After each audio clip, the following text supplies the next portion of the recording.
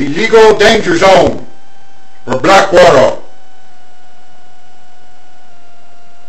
The contractor and other U.S. firms working in Iraq could be subject to prosecution from a number of quarters.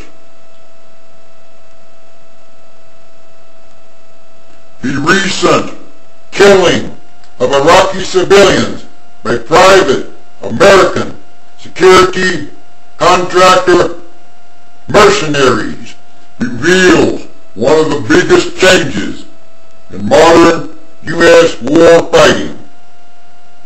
Its increased reliance on private contractors.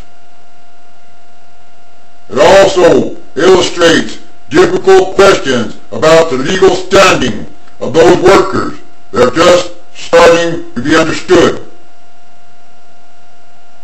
Here is the problem: how to deal with civilian contractor mercenaries who break the law in a seemingly lawless place. Legal tools to prosecute wrongdoing are available, experts say. But U.S. government agencies have been slow to use them. There is a basis for the U.S. Department of Justice to conduct an investigation and bring charges under MEJA, says a New York lawyer and law professor who served as a U.S. Army Reserve judge advocate in Bosnia, Afghanistan, and Iraq. MEJA is the Military Extraterritorial Jurisdiction Act of 2000, which authorizes the Justice Department to prosecute employees of U.S. contractors and subcontractors who commit crimes on foreign soil.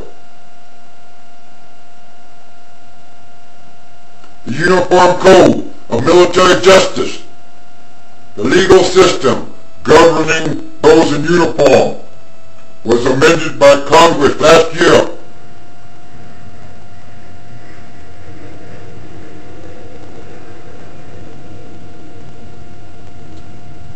To allow charges to be brought against civilian contractors.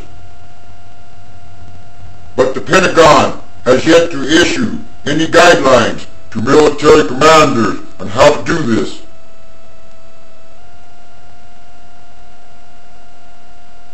In recent congressional testimony, an international lawyer who teaches at Columbia University in New York explained the growth in reliance on military contractors. In World War II, the Korean War, and the Vietnam War, the share of the total force represented by civilian contract employees seldom exceeded 5%. That doubled during the Gulf War, but in the Iraq conflict, the ratio is nearly equal. Before the so-called surge, for instance, the total community of contractors in Iraq was around 100,000 or more, and the number of uniformed service personnel was around 125,000. This represents an extremely radical transformation in the force configuration. Many contract workers provide services once handled in-house by the military, such as food service and freight transport.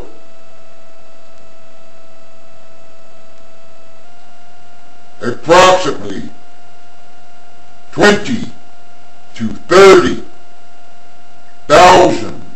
reform security functions, according to a Congressional Research Service report. Of the dozens of security companies holding contracts in Iraq, the largest and now most notorious is Blackwater USA.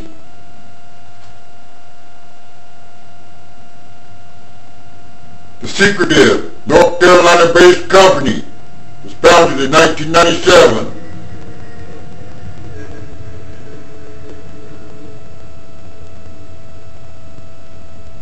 By former military special operations veterans. It has 9 business units providing training at its main faculty on 6,000 acres of private land, as well as in other locations around the world.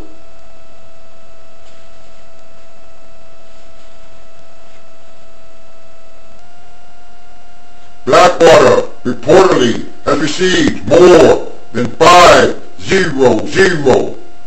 that's $500 million in U.S. government contracts, mostly in Iraq, but also for other assignments. Its employees come from many countries, including Fiji and Bulgaria, both of which have lost Blackwater mercenaries in Iraq. It is known to hire testosterone-filled and aggressive men, says an active duty army officer now stationed in Baghdad's Green Zone. The Iraqis hate them, the officer says, referring to Blackwater specifically. From the start, the firm has had connections to very high-ranking Republican officials. Its vice chairman is Christopher Black, State Department coordinator for counterterrorism during President B.U.S.H's first term. Blackwater founder and former Navy SEAL Eric Prince has been a major donor to Republican committees and candidates.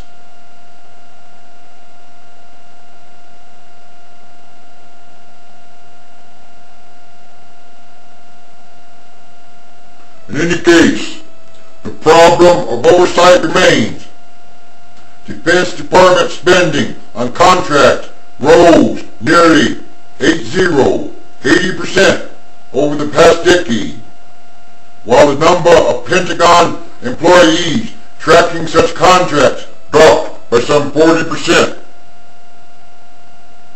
Basically, you have more and more contracts with less and less people overseeing them. No matter how Blackwater's situation in Iraq turns out, a sound legal regimen for holding contractors responsible and accountable is needed. Right now, we just don't have that.